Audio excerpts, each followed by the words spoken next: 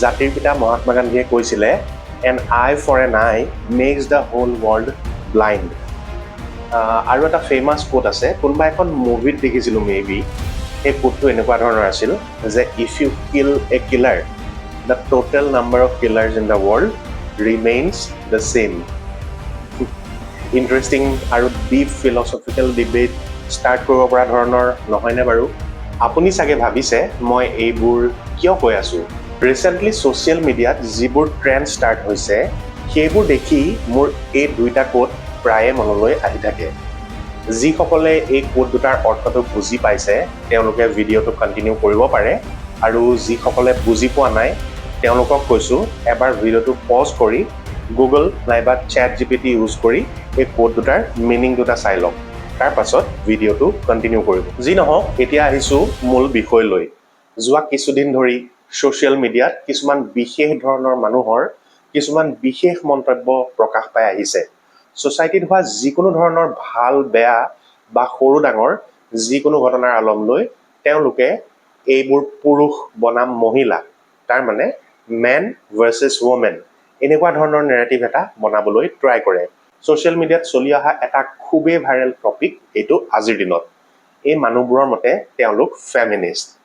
কিন্তু মই কওঁ এইবিলাক মানুহ ফেমিনিষ্টটো নহয়েই, বৰং এইবোৰ হৈছে এটা এটা মিছএণ্ড্ৰিষ্ট। জাষ্ট লাইক মিছ'জিনিষ্ট, দিজ মিছএণ্ড্ৰিষ্ট আৰ এ ছ'চাইটেল ইল। বহুতে চাগে মিছ'জিনিষ্ট আৰু মিছএণ্ড্ৰিষ্ট এই ৱৰ্ড দুটা জীৱনত প্ৰথমবাৰৰ বাবে শুনিছে। চ' যিসকলে এইকেইটা ৱৰ্ডৰ মিনিংটো নাজানে তেওঁলোকে গুগল কৰি লওক, বা মই স্ক্ৰীনশ্বটটো দি দিছোঁ, চাই ল'ব যদি আপোনালোকে বুজা নাই। আৰু লাজ কৰিব নালাগে, বিকজ নজনাটো একো ডাঙৰ কথা নহয়, কিন্তু জানিবলৈ আগ্ৰহ নথকাটোহে বেয়া। এতিয়া আহক মূল কথাটোলৈ আহোঁ। কেইবছৰমান আগতে মণিপুৰত হৈ থকা কুকি আৰু মেইটেই জনগোষ্ঠীৰ মাজত এথনিক ৱাৰ বা গোষ্ঠীগত সংঘৰ্ষৰ ঘটনাৱলীৰ মাজতে দুগৰাকী মহিলাক নগ্ন কৰি পাব্লিক ৰোডছত পেৰেড কৰোৱা হৈছিলে।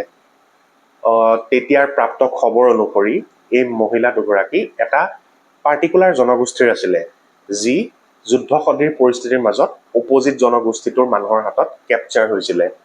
আৰু তাৰ পিছতেই তেওঁলোকক বিবস্ত্ৰ কৰি নগ্ন কৰি ৰাজপথত ঘূৰোৱা হৈছিলে। এই ঘটনাটোৰ ভিডিঅ'জ আৰু ফটোজবিলাক যেতিয়া ছ'চিয়েল মিডিয়াত ভাইৰেল হৈছিলে আৰু মই যেতিয়া পাৰ্চনেলি এইবিলাক দেখিছিলোঁ, for initial few seconds I couldn't even believe my eyes. I couldn't even believe what I was looking at. মানুহ ইমান জঘন্য, ইমান বৰ্বৰ যে হ'ব পাৰে, আৰু সংঘৰ্ষৰ নামত দুগৰাকী নিৰ্দোষী তথা নিসহায় মহিলাক বিবস্ত্ৰ কৰি ৰাস্তাত খোজ কঢ়োৱাৰ মানসিকতা যে কোনোবাই ৰাখে, সেইটো মই আৰু মোৰ দৰে বহুতে হয়তো ইমাজিনো কৰিব পৰা নাছিলে। চ' এই ঘটনাটোত কেনেকৈ কিনো ৰিয়েকশ্যন দিম মইতো ভাবি নাপালোঁ, কাৰণ এই ঘটনাই কেৱল মাত্ৰ সেই সৰু মানুহৰ গ্ৰুপটো যোনে এই দুষ্কাৰ্যটো কৰিছিলে, মাত্ৰ তেওঁলোকৰে মানসিকতা চাৰিত্ৰিক স্খলনক মাত্ৰ প্ৰতিফলিত নকৰে, অকল তেওঁলোককে লাজত নেপেলায়। ই গোষ্ঠী জাতিৰ পৰিধি পাৰ কৰি সমগ্ৰ মানৱ জাতিৰ যি উত্তৰণ, যি হিউমেন এভলিউশ্যন বা আমাৰ ক্ৰমবিকাশৰ যি কাহিনী, তাৰ ওপৰত এটা ক'লা ধাব্বা, এটা ক'লা দাগ লগাই দিয়ে। আমি নাঙঠ হৈ থকাৰ পৰা গছৰ ছাল পাত আদি পিন্ধাকে ধৰি কটন এক্সট্ৰেক্ট কৰি কাপোৰ পিন্ধিব শিকালৈকে আমাৰ যি সভ্যতাৰ এই বৰ্ণিল যাত্ৰা, এইবিলাক যেন মিছা আছিল, তেনেকুৱা ধৰণৰ এটা গিল্ট ফিল ৰিয়েলাইজেশ্যন এনেকুৱা ধৰণৰ ঘটনাবিলাকে ইম্পাৰ্চিয়েল মানুহৰ মাইণ্ডত দিয়ে, অৰ এটলিষ্ট মোৰ মনতো দিছিলে। চ' মই যেতিয়া এইবিলাক কথা ভাবি আছিলোঁ, তেতিয়া কিছুমান ৱ'ক ইণ্টেলেকচুৱেল যেন লগা মানুহৰ কমেণ্টছ ছ'চিয়েল মিডিয়াত লাহে লাহে এই ঘটনাটোৰ ওপৰত আহিবলৈ ল'লে। কিন্তু মই দেখি শ্বক হ'লোঁ, এই ঘটনাটোকো তেওঁলোকে হঠাৎ সেই মেন ভাৰ্চেছ ৱমেন নেৰেটিভৰ সৈতে সাঙুৰি ল'লে আৰু মেছিভ কণ্ট্ৰভাৰ্চি কেম্পেইন চলোৱা ষ্টাৰ্ট কৰি দিলে। তেওঁলোকে এনেকুৱা কথা কিছুমান লিখিছিল নহয় ফেচবুকত, মানে আপোনালোকক মই কি ক'ম আৰু, যে পুৰুষৰ বৰ্বৰতাৰ ফল বোলে সদায় নাৰীয়েই ভোগ কৰিব লাগে, সদায় নাৰীক নাঙঠ কৰা হয়, পুৰুষৰ কাৰণে নাৰী মাত্ৰ এটা সম্ভোগৰ শৰীৰ, যাক অনলি ছেক্সুৱেলাইজে কৰা হয় সদায়। এনেকুৱা ধৰণৰ কিছুমান ডিভাইচিভ বিষবাষ্প, যিবিলাকে সমাজত উলম্ব বিভাজনৰ সৃষ্টি কৰিব পাৰে, এনেকুৱা কিছুমান বিষবাষ্প তেওঁলোকৰ দ্বাৰা ছ'চিয়েল মিডিয়াত স্প্ৰেড কৰা হৈছিল।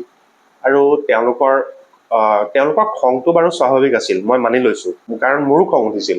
কিন্তু সেই খঙৰ কাৰণে সমগ্ৰ পুৰুষসকলক হঠাৎ এনেকৈ টাৰ্গেট কৰা আৰু সমগ্ৰ বিষয়টোত মানৱীয় প্ৰমূল্যবোধৰ যোনটো স্খলন হৈছিলে, সেই স্খলনৰ দিশৰ পৰা চোৱাৰ সলনি যেনেকৈ পুৰুষ আৰু মহিলাৰ পৰস্পৰৰ বিৰোধী শ্লোগান আৰু কেম্পেইন চলোৱা হৈছিলে, সেইটোত মানে বহুত আচৰিত হৈছিলোঁ।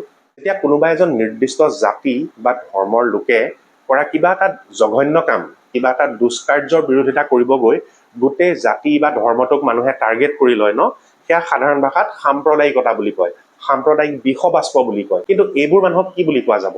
মোৰ মনতো তেতিয়া যথেষ্ট প্ৰশ্নবোধকৰ অৱতাৰণা হৈছিলে। এই মেন ভাৰ্চেছ ৱমেন চিটুৱেশ্যনটোৰ কাউণ্টাৰ হিচাপে মোৰ মাইণ্ডত এটা প্ৰশ্ন উঠিছিলে, যিটো পাৰ্টিকুলাৰ কমিউনিটিৰ পুৰুষবোৰে এই কামটো কৰিছিলে, অপজিট কমিউনিটিৰ মহিলা এগৰাকীক নগ্ন কৰি তেওঁক ৰাজপথত খোজ কঢ়াইছিলে, সেই পুৰুষবোৰৰ নিজৰ ঘৰতো নিশ্চয় মহিলা আছে। সেই মহিলাসকলে বাৰু সেই সময়ত কি কৰি আছিলে যেতিয়া এই ঘটনাটো হৈ আছিলে, যেতিয়া এইগৰাকী মহিলাক নাঙঠ কৰি পেলাই ৰাজপথত খোজ কঢ়োৱা হৈছিলে? তেতিয়া সেই পুৰুষবিলাকৰ ঘৰৰ যিবিলাক মহিলা, তেওঁলোকে নিজেই মহিলা হিচাপে ভাবিছিল নে বাৰু যে আন মহিলা এগৰাকীক ৰাজহুৱাভাৱে এনেকে সন্মান হানি কৰা যিটো কাৰ্য, সেই কাৰ্যটো কিমান বেয়া হ'ব পাৰে? তেওঁলোকে নিজৰ কমিউনিটিৰ পুৰুষ কেইজনক বাৰু সেই কাম কৰাৰ পৰা বাধা দিছিল নে? নে তেওঁলোকেও হিংসা আৰু প্ৰতিশোধৰ জুইত মানে ইমানেই জ্বলিলে যে ভাল বেয়া ৰাইট এণ্ড ৰঙৰ সকলো ডিফাৰেঞ্চেছ পাহৰি সেই নগ্ন মহিলাকেইগৰাকীক চাই আখৰিক তৃপ্তি লৈছিলে? এই প্ৰশ্নটোৰ উত্তৰ কিন্তু ক'তো পোৱা নগ'ল। কোনেও এই ইছ্যুটো এড্ৰেছো নকৰিলে আৰু না কোনোবা ইয়াৰ আনচাৰ বিচাৰিলে। কাৰণ গোটেই চিটুৱেশ্যনটোত মেন ভাৰ্চেছ ৱমেন নেৰেটিভ এটা এষ্টাব্লিছ হৈ গৈছিলে। আৰু মই তেতিয়া ভাবিছিলোঁ এইটো সময়ত জেণ্ডাৰ পলিটিক্স আৰু জেণ্ডাৰ এডভকেচি কৰাতকৈ পৰিস্থিতিটো শান্ত হ'ব দিয়াটো বেছি প্ৰয়োজনীয়। আৰু ইয়াৰ ৰুট কজটো কেনেকৈ এনেকুৱা ধৰণৰ ঘটনা এটা হ'বলৈ পালে তাৰ ওপৰত এটা এনকুৱাৰী হোৱাটো বেছি দৰকাৰী আছিলে। চ' এইটো আছিল প্ৰথম ঘটনা। এতিয়া আহিছোঁ দ্বিতীয় ঘটনা এটালৈ, যিটো ভেৰি ৰিচেণ্টলি হৈ গৈছে। চ' সেইদিনাখন মই কেজুৱেলি ছ'চিয়েল মিডিয়া স্ক্ৰল কৰি আছিলোঁ, তেতিয়া হঠাৎ দেখা পালোঁ যে আমাৰ এইখন অসমৰে লখিমপুৰ ডিষ্ট্ৰিক্টত এগৰাকী মহিলাক এজাক মানুহে, মানে যিটো মব লিঞ্চিং বুলি কোৱা হয় ন, তেনেকে পাব্লিক মলেষ্টেশ্যন কৰিলে এজাক মানুহে এগৰাকী অসমীয়া মহিলাক। আৰু নিউজটোৰ লিংকটো খুলি মই বহুত বেছি আচৰিত হৈ গ'লোঁ যে অসমতো আকৌ এইবিলাক হ'বলৈ আৰম্ভ হৈ গ'ল নেকি। চ' লিংকটোত তাত লিখা আছিলে যে এজাক মানুহে ৰাজহুৱা স্থানত এগৰাকী মহিলাক নগ্ন কৰি মাৰপিট কৰিলে আৰু গাৰ কাপোৰ কানি ফালি প্ৰায় উলংঘ কৰি চৰম শাস্তি দিবলৈ উদ্যত হ'ল। এই ঘটনাটোৱে মণিপুৰৰ ঘটনাটোৰেই পুনৰাবৃত্তি ঘটাইছে যেন লাগিছে। পিছে ইয়াত এইবাৰ সৰু এটা ডিফাৰেঞ্চ আছিলে। এই উদণ্ড মানুহৰ জাকটোৰ মাজত এইবাৰ পুৰুষৰ লগতে সমানে মহিলাও চামিল আছিলে। মহিলাই মহিলাক ৰাজহুৱা স্থানত এনেকৈ অপদস্থ কৰাত নামি গৈছে, হয়তো মোৰ মনত থকাত অসমত এইটো ঘটনা এইবাৰেই প্ৰথম। চ' নিউজটো দেখি মই ভাবিছিলোঁ যে মণিপুৰৰ ঘটনাটোৰ দৰেই এইটো ঘটনাটো nationwide coverage and nationwide outrage পাব। কিন্তু আজি কেইবাদিনো পাৰ হ'ল এই ঘটনাটো হৈ যোৱাৰ, আজিলৈকে কাকো একলম লিখা নেদেখিলোঁ এই ঘটনাটোৰ বিৰুদ্ধে। ফেচবুকৰ চ' কল্ড ইণ্টেলেকচুৱেল এণ্ড ফেমিনিষ্টসকল এইবাৰ দেখোন নিমাত। কিয় বাৰু? মণিপুৰত হৈ যোৱা ঘটনাটোত যিবিলাক মানুহে দিন ৰাতি একাকাৰ কৰি ছ'চিয়েল মিডিয়াত কেম্পেইন চলাইছিলে, গোটেই পুৰুষ জাতিক একাকাৰ কৰি গালি পাৰিছিলে, তেওঁলোকৰ এটাও শব্দ নাই, এটাও কণ্ডেমনেশ্যন নাই। তেওঁলোকে এই কথাটো গম নাপায় নে তেওঁলোকে দেখিও বাৰু নেদেখা কৰি দিছে? নে মহিলা আৰু পুৰুষ দুয়ো মিলি কোনোবা এগৰাকী মহিলাক ৰাজহুৱা স্থানত বিবস্ত্ৰ কৰি অত্যাচাৰ কৰিলে সেইটো একচেপ্টেবল হৈ যায়? কেৱল মাত্ৰ পুৰুষে এনেকুৱা কাম কৰিলেহে ধিক্কাৰ দিব লাগে নেকি? মহিলাসকলে নিজেই মহিলা হোৱাৰ কাৰণে আন এগৰাকী মহিলাক ৰাজহুৱা স্থানত বিবস্ত্ৰ কৰাৰ তেওঁলোকৰ অধিকাৰ আছেনে বাৰু? অলপ ভালকৈ ভাবি গম পালোঁ, নাই, একচুৱেলি তেওঁলোকে নেদেখা বা নুশুনা নহয়। তেওঁলোকে নিশ্চয় জানিছে, নিশ্চয় শুনিছে। পিছে এই ঘটনাটোত তেওঁলোকৰ সেই টিপিকেল যিটো মেন ভাৰ্চেছ ৱমেন এজেণ্ডা, সেইটো ফিট নহয়। এই ঘটনাটোৰ আলম লৈ ভুক্তভোগীৰ বাবে ন্যায় বিচৰাৰ চলেৰে তেওঁলোকে একচুৱেলি সমগ্ৰ পুৰুষ জাতিক টাৰ্গেট কৰিব নোৱাৰে। কাৰণ ইয়াত খুদ কেইবাগৰাকীও মহিলা নিজে জড়িত হৈ আছে। ইয়াত তেওঁলোকৰ প্ৰপাগাণ্ডাটো নচলে। সেইবাবে হয়তো এবাৰ তেওঁলোক চাইলেণ্ট আছে। এইটো বহুত হাঁহি উঠা কথা নহয়নে? এই বস্তুটোকে কয় চিলেক্টিভ আউটৰেজ, য'ত মানুহে কিছুমান নিৰ্দিষ্ট বচা ঘটনা লৈ তাৰ ওপৰত গৰিহণা দিয়ে, তাৰ ওপৰত কমেণ্ট দিয়ে। কিন্তু এনেকুৱা কিছুমান ঘটনাত তেওঁলোক চাইলেণ্ট হৈ যায়, তেওঁলোকে একো মাত নামাতে।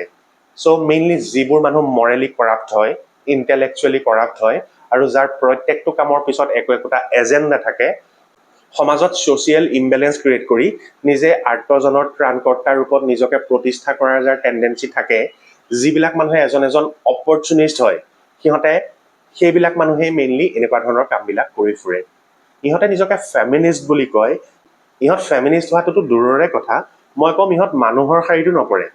ফেমিনিজিমৰ যিটো ক'ৰ কনচেপ্ট, সেইটো হৈছে পুৰুষ আৰু মহিলা উভয়ৰে ক্ষেত্ৰত ৰাজনৈতিক, সামাজিক আৰু অৰ্থনৈতিক ক্ষেত্ৰত ইকুৱেলিটি বা সমতা স্থাপন কৰাটো। এইটো যদি আপুনি ইম্পাৰ্চিয়েল ব্ৰেইনেৰে যদি ভাবে, কিমান এটা প্ৰগ্ৰেছিভ কথা আপুনি নিজেই ৰিয়েলাইজ কৰিব পাৰিব।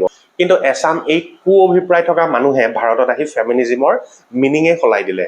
তেওঁলোকৰ মতে ফেমিনিজিম হৈছে পুৰুষৰ বিৰোধিতা কৰা, যিমানবোৰ বেয়া ঘটনা হৈ আছে সমাজত তাৰ বাবে পুৰুষক ব্লেম কৰা। এনেকুৱা এটা কমেণ্টে যোৱাকালি এগৰাকী বলিউডৰ চেলিব্ৰিটিৰ ফালৰ পৰাও আকৌ আহিছে। তাৰ বিষয়ে বাৰু আজিৰ ভিডিঅ'টোত কথা নাপাতো, বেলেগকৈ এটা ভিডিঅ' বনাম বাৰু। বাট এইবোৰ ফেমিনিজিমৰ নামত যিবোৰ নাটক বা বহুৱালি মানুহে কৰিবলৈ লৈছে, এইবিলাক ফেমিনিজিম নহয়। এইবোৰ হৈছে মই ভিডিঅ'টোৰ ষ্টাৰ্টিঙতে কোৱা মিছএণ্ড্ৰিষ্ট, দ্য অপজিট অফ মিছজিনিষ্ট। চ' এই মিছজনি আৰু মিছএণ্ড্ৰি দুইটাই হৈছে ছ'চাইটেল এভিল, এক প্ৰকাৰৰ সামাজিক ব্যাধি। চ' এই দুটা হৈছে একেবাৰে ৰিগ্ৰেছিভ থট প্ৰচেছ, আৰু মানুহে যিমান পাৰে সিমান এইবিলাকক এভইড কৰি চলিব লাগে, আৰু তেতিয়াহে আমি এজ এ ছ'চাইটি বহুত বেছি প্ৰগ্ৰেছ কৰিব পাৰিম। সেইটোৱে হৈছে ফেমিনিজিমৰ ক'ৰ কনচেপ্ট। গতিকে ফেমিনিজিমৰ নামত ছ'চাইটিত ডিভাইচিভ কেম্পেইনছ, বিভাজিতকৰণৰ বিষবাষ্প বিয়পাই থকা যিবিলাক মানুহ আছে, তেওঁলোকক যিমান সোনকালে পাৰে সিমান সোনকালে আনফল' কৰক। তেওঁলোকৰ প্ৰপাগাণ্ডা বেছড কেম্পেইনছবোৰ সদায় এভইড কৰক। এওঁলোকে নিজৰ পাৰ্চনেল লাইফৰ ফ্ৰাষ্ট্ৰেশ্যন উলিয়াবৰ কাৰণে ফেমিনিজিমক টুল হিচাপে লৈ গোটেই পুৰুষসকলক টাৰ্গেট কৰি থাকে। তাৰ বাদে ইয়াৰ বেলেগ উদ্দেশ্য, তেওঁলোকৰ বেলেগ অৰ্থ একো নাই। এইবোৰ সামাজিক আৱৰ্জনাক আপোনালোকে আজিয়ে বৰ্জন কৰক, তেতিয়াহে অসমৰ উন্নতি আৰু দেশৰ উন্নতি আপোনা আপুনি হ'ব। এইটোৱে মোৰ মেছেজ আছিল এই ভিডিঅ'টোৰ থ্ৰু দিব লগা। আই হোপ কথাখিনি আপোনালোকে ভালদৰে বুজি পাইছে, আৰু এই ভিডিঅ'টোত যদি কোনোবা ট্ৰিগাৰ হয় তেতিয়াহ'লে আপুনি গম পাব যে দে আৰ আইডাৰ মিছজিনিষ্ট অৰ মিছএণ্ড্ৰিষ্ট। চ' মই কোৱা কথাখিনিৰ বিষয়ে আপোনালোকে কি ভাবে কমেণ্টত জনাবলৈ নেপাহৰিব, আৰু এনেকুৱা ধৰণৰ বিতৰ্কিত বিষয়ৰ ওপৰত বনোৱা ভিডিঅ' চাবলৈ মোৰ চেনেলটো ছাবস্ক্ৰাইব কৰিব, বিকজ এনেকুৱা ভিডিঅ' মই সদায় লৈ আহি থাকিম। চ' আজিলৈ ইমানতে এৰিছোঁ। Bye bye and take care.